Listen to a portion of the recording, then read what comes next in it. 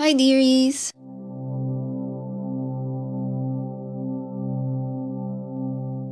Like I said last week, today's video is all about Fabluary. Now, what is Fabluary? For those of you who weren't here last week, Fabluary is an art challenge I'm co-hosting with Chris Illustration.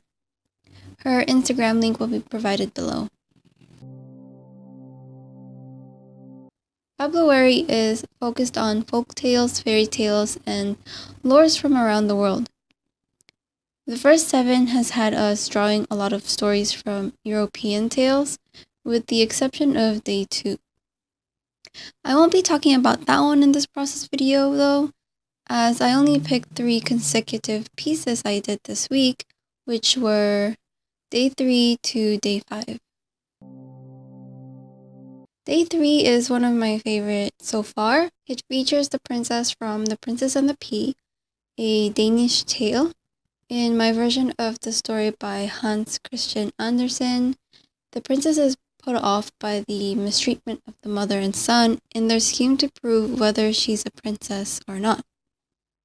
Because of the underhanded way they were looking to get married into royalty, I thought that instead, they get one ticked-off princess who would rather not let a gold digger marry into her family. Personally, I find that the lack of morals in Andersen's story is off-putting, specifically because in this story, the princess knocks on the door of this house saying that she needed shelter from a storm, and instead of giving her the shelter that they said that they would, and giving her a place to sleep, they instead put the pea under her bed, making her unable to actually rest. Now, it is a good act to have let her in, but at the same time, they didn't have to if they didn't believe that she was a princess. No one was forcing them to let her in or let her stay. And it just kind of negates any good act that they did. Personally, I find that the lack of morals in Andersen's story is off-putting, and this becomes more annoying when I came across the Tinderbox. You can see the process video for that illustration on my Instagram. For that story, I drew the 3 dogs. I forget which day it was. Probably day 6? Yeah, I think day 6.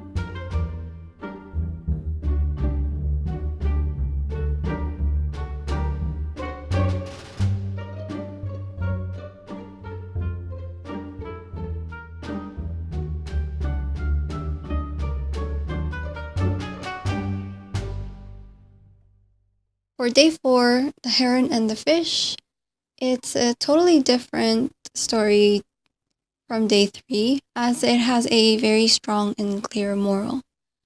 I was fascinated with the other adaptations of the story that I went ahead and readapted an adaptation. Because I wanted to gender bend one particular idea, instead of a girl who can't choose who to marry and thinks highly of her beauty, I went and made her into a guy instead. Same concept, just, gender bent. Because why not? I enjoyed creating their skull faces and giving human personalities to the animals. Yay for personification. I tend to do this with any animal character. Just because I don't draw animals all that often, and I've yet to really establish the sort of style for it that I personally like. I think this particular piece turned out pretty good, and I really like it.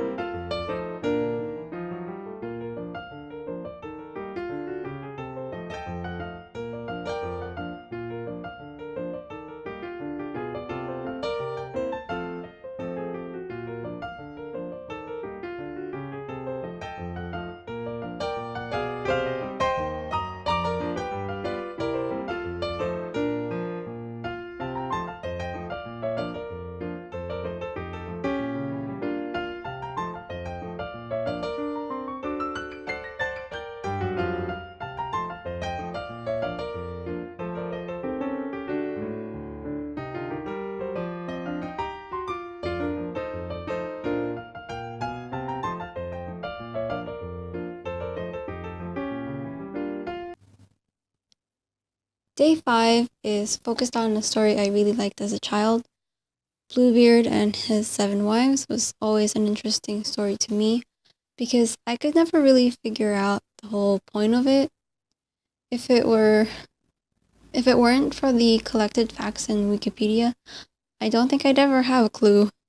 In my version of Bluebeard though, the new wife's curiosity threatens her well-being. As she goes to open the forbidden room, she's also about to stab her own eyes out. Or so I'd like my art to say, but in a not-so-gruesome manner. So basically, the moral that I went for is curiosity killed the cat. Simple and something that a lot of us know very well. And I think at the first glance at Bluebeard and His 7 Wives, it sort of has that undertone. Except in the end, obviously, she lives and is able to remarry someone that she actually loves. And I still really like the story and I love learning about it. I would love to someday create my own version of Bluebeard and give it some twists that are unique to my sort of writing.